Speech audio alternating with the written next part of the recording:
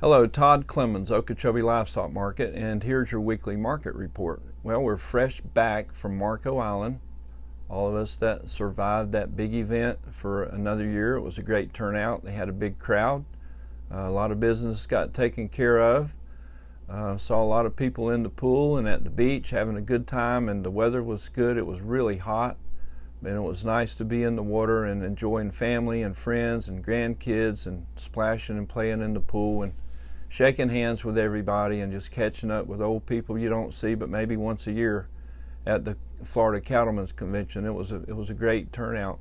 And while we're on the Cattlemen's Convention topic, Okeechobee came out real good because we now have the FCA Sweetheart of the Year from Okeechobee, Shelby Sumner, daughter of Jeff and Robbie Sumner. I know they're very proud of Shelby.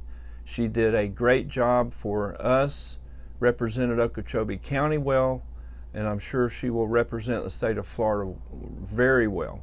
Very knowledgeable, good speaker, and good for you, Shelley. We're proud of you. Congratulations to you. It was a great event. So back to the market report, and before we get into the market report, just this morning at 10 o'clock, right off the press here, I listened to the Senate Ag Committee, and the Senate Ag Committee had two bills that were brought up before them today, S 3870, and that was the Meat and Poultry Special Investigators Act, and also the S 4030 Cattle Price Discovery and Transparency Act. Those two bills were brought before the Senate Ag Committee for a vote, and they were both approved.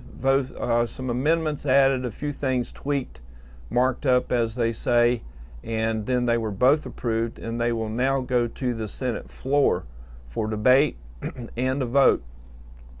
And so these two bills are things we've been working on them for maybe 3 years, ever since COVID and things have happened, and we found out that meat supply and the handling of the processing plants, 85% of the meat that's processed comes through 4 different packers, 2 of them being foreign-owned Brazilians, and there's some things that need to be changed. There's still debate whether there needs to be a mandated price, negotiated price percentage.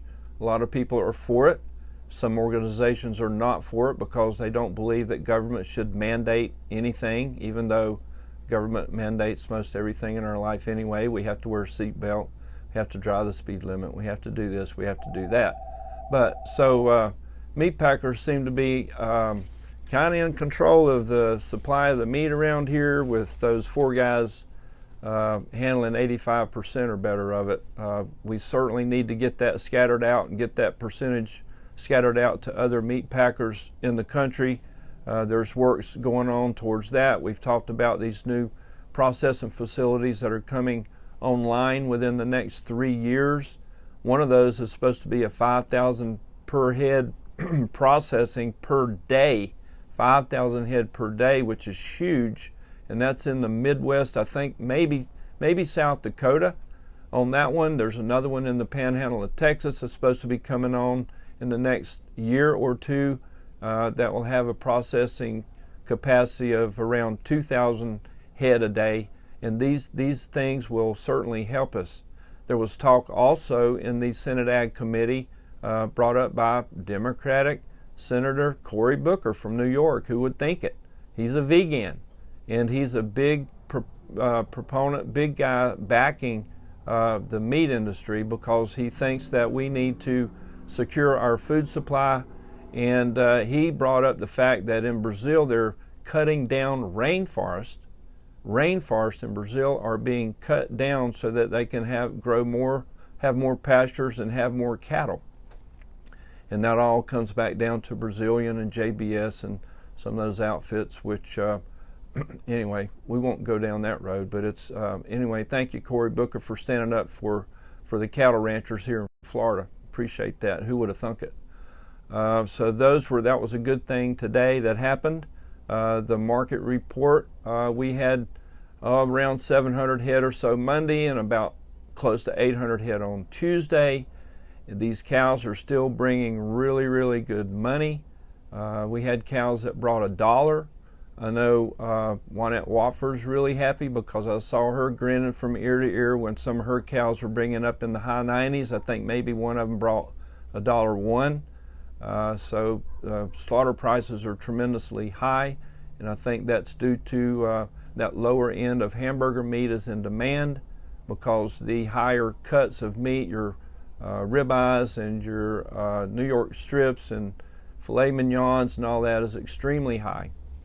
So people are having to juggle their dollar when they go to the gas pump. They may not fill their tank up and buy a steak, or they may fill their tank all the way up and go buy a hamburger because they can't do both. So something's got to give up on that. But these calf prices are looking good. We had some good calves here this week.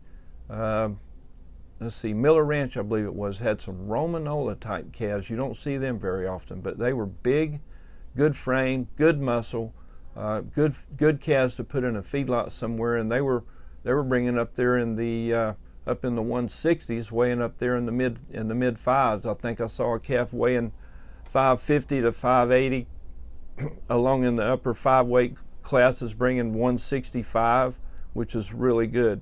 These calves are bumping $1,000 a head, and so it's looking good from the price standpoint. Also on the feeder cattle, the packers are short bought. The inventory is down in the feedlots. Cattle inventory is down around the country, so we're surely expecting for these calf prices to come up. And now is the time that we've got to get action on these bills that are up now while we can, because the Congress is changing over in 2022. There's an election in November. There will be new people in the Senate and in the House. So in 23 will be a whole other group of people, and the odds of getting anything done then will be very slim. So action has to be done now. So let's get the ball rolling on that. Remember, next week we'll have regular sales Monday and Tuesday, and the following week we will be closed to observe the 4th of July. So one more week of regular sales, then off a week for the 4th of July, and then back the week after that. And I expect numbers to really get bigger and grow after the 4th. That's generally what happens. Pasture conditions are great. Everybody's getting rain now.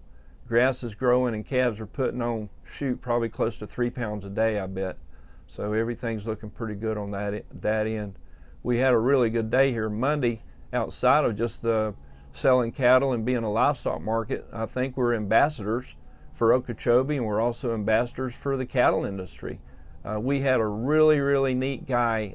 He's an NFL, that's National Football League player, that lives down in Miami Lakes. His name is Avery Williamson, and him and his photographer came, and they were doing a YouTube video or some kind of little promotional video that he goes around and shares agriculture with everybody, because he's from Tennessee and grew up on a farm. They had crops and cattle.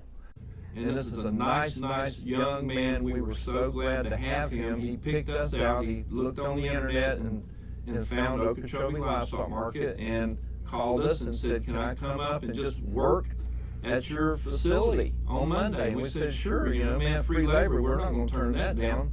And he is athletic, and he can get out of the way of a mad cow running down the alley. So, and we put him back there. He preg checked the cow, and he unloaded trucks and moved cattle around, and it was a great time to have him, and I'm sure he'll share his story with everybody he can, and he'll talk good about Okeechobee and how well treated he was here, and also had a giant cheeseburger that he really liked. So he enjoyed the food and the friendship. We made a new friend in Avery.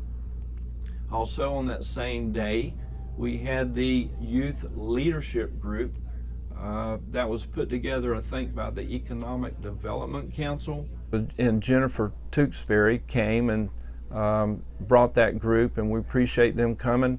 And it was about 20 young children, high school age, that came and sat in the buyer section.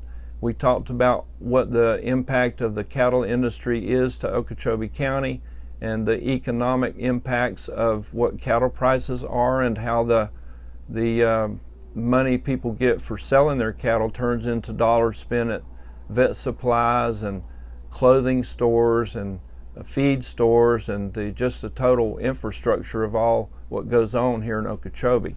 So they left here with a little more knowledge than what they knew and a little bit more appreciation for the ranchers in Okeechobee. So that was also great.